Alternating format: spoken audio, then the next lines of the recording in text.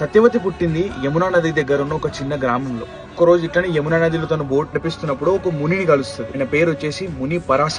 సత్యవతి చాలా అందంగా ఉంటది. తన అందాన్ని చూసి ముని పరాస డైరెక్ట్ అడిగేస్తాడు, I want to make love to you, నాకు ఒక కొడుకుని ప్రసాదించు. సత్యవతి ఒక డైలమాలోకి వెళ్ళిపోయి, నేను మా నాన్నకు ద్రోహం చేయలేను, and at the same time మనం నది మధ్యలో ఉన్నాం, ప్రతి ఒక్కరు చూస్తారు మనని, అది ఎలా పాసిబుల్ అని చెప్పేసి అనగానే ముని పరాస జస్ట్ ఇట్లా చేయని ఇలా వేవ్ చేయగానే మొత్తం యమునా నది పైన ఒక ఫాగ్ లాగా వచ్చేస్తుంది. అంతా ఎవరు కనిపించకుండా, నీకు ఎలాంటి ప్రాబ్లం రాదు, నీ వర్జినిటీకి ఎలాంటి ప్రాబ్లం లేదు అని చెప్పేసి వర్డ్ ఇచ్చేస్తాడు తనకి. వీళ్ళిద్దరికి కొడుకు పుడతాడు.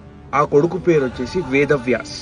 వేదవ్యాస్ గురించి గానీ ముని పరాస గురించి గానీ హస్తినాపురంలో ఎవరికి తెలియదు. సత్యవతికి ఇంకా సనాతనికి పెళ్లైన కొన్ని సంవత్సరాల తర్వాత సత్యవతి ఇద్దరు యువరాజులకు జన్మనిస్తారు, చిత్రాంగడ్ ఇంకా విచిత్ర వీర్య. వీళ్ళు పుట్టంగానే కొన్ని రోజులకే సనాతను చనిపోతాడు. భీష్ముడు చిత్రాంగడ్ పెద్దోడు కాబట్టి తనను హస్తినాపురానికి రాజుని చేస్తాడు. చిత్రాంగడ్ చాలా పెద్ద వీరుడు, కానీ తనకున్న ప్రాబ్లం ఏంటి అంటే చాలా రెక్లెస్. ఆ రెక్లెస్నెస్ వల్ల ఒక గాంధర్వ కింగ్ ని యుద్ధానికి ఛాలెంజ్ చేస్తాడు. చాలా పెద్ద భీకరమైన యుద్ధం అయింది వీళ్ళిద్దరి మధ్య. ఆ యుద్ధంలో చిత్రాంగడ్ చనిపోతాడు. చిత్రాంగడ్ చనిపోయిన దాని తర్వాత వాళ్ళ చిన్న తమ్ముడు విచిత్ర వీర్య హస్తినాపురానికి రాజు అవుతాడు. విచిత్ర వీర్యకి యవ్వనం వచ్చిన దాని తర్వాత తన పెళ్లి టైం. సో భీష్ముడు విచిత్ర వీర్యకి పెళ్లి చేయాలి.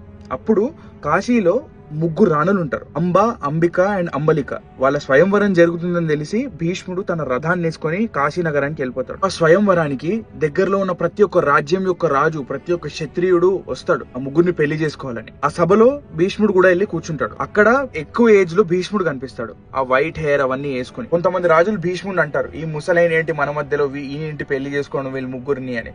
భీష్ముడికి కోపం వచ్చేసి, నేను వీళ్ళని తీసుకొని వెళ్ళాలనుకుంటే ఎలాగైనా తీసుకొని వెళ్ళొచ్చు, కానీ ఎవరికైనా నిజంగానే ఆపే ధైర్యం ఉంటే నాతో యుద్ధానికి రండి అని ఓపెన్ ఛాలెంజ్ చేసేస్తాడు. అక్కడ ఉన్న ప్రతి ఒక్క క్షత్రియ రాజు భీష్ముడిని చుట్టుముట్టి ఒక వార్ స్టార్ట్ అయిపోతుంది. అక్కడ భీష్ముడిని కొట్టేటోళ్ళు ఎవరైనా ఉన్నారా? భీష్ముడు ఒకవేళ యుద్ధం స్టార్ట్ చేసిందంటే అసలు ఎవ్వరు తన ముందు నిల్చోలేరు. తను కొడుతుంటే ఆ రాజుల గుర్రాలు, వాళ్ళ రథాలు అన్ని ఇట్లా కాలిపోతుంటాయి. అందరు రాజులు పక్కకు జరిగిపోతారు. సెల్వ అని ఒక రాజు ఉంటాడు. ముగ్గురు సిస్టర్ లో నుంచి పెద్ద ఆవిడ అంబ ఆల్రెడీ ఆ సెల్వరాజుతో లవ్ లో ఉంటది. సెల్వరాజు భీష్ముడికి గట్టి యుద్ధం ఇస్తాడు. అది కూడా ఒక టైం వరకే. భీష్ముడు తన వరుణాస్త్రిని తీసి సెల్వపై ప్రయోగిస్తాడు. తన గుర్రం ఇంకా రథం అక్కడ కాలిపోద్ది. ఈ ముగ్గురిని భీష్ముడు తన రథంలో ఎక్కించుకొని హస్తినాపురానికి తీసుకొని వచ్చేస్తాడు. హస్తినాపురానికి వచ్చిన తర్వాత వీళ్ళ ముగ్గురికి అర్థమైంది ఏంటి అంటే, మేము పెళ్లి చేసుకోవాల్సింది భీష్ముడిని కాదు, విచిత్ర వీర్యాని అని. కానీ అంబ ఆల్రెడీ సెల్వతో ప్రేమలో ఉంది. భీష్ముడు కాశీలో వాళ్ళ ఇష్టాన్ని తెలుసుకోడు, కానీ ఇక్కడికి వచ్చిన దాని తర్వాత వాళ్ళకి అగేన్స్ట్ కూడా వెళ్ళాడు. అమ్మా నీకు నిజంగానే ఇష్టం లేదని చెప్పేసి అంటే నువ్వు వెళ్ళిపోవచ్చు అని చెప్పేసి అంబాని సెల్వ దగ్గర పంపించేస్తాడు. సెల్వ అంబాని ఒప్పుకోడు, నేను పెళ్లి చేసుకోనని చెప్పేస్తాడు. అంబా ఇక్కడ ఒంటరిది అయిపోయింది. ఇదంతా అయింది భీష్ముడు వల్లే చెప్పేసి భీష్ముడి పైన పగబట్టేస్తుంది.